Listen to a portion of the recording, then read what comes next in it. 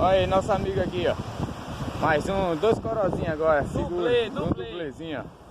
Não, esse aqui é um papaterra, né? Papaterra, é um papaterrazinho pequeno aí. Um coró. É isso aí. Vai dar on, viu? Olha, 3-1, esse cara tá uma fera hoje, não tem jeito não.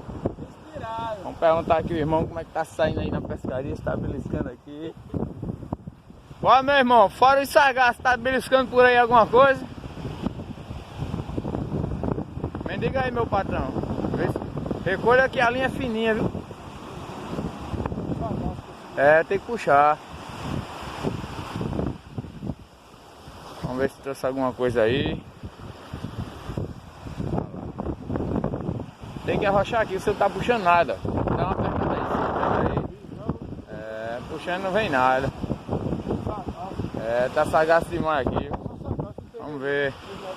Vamos ajudar aqui o rapaz a tirar a linha dele é fininha. Tem um peixe na linha aqui, ó.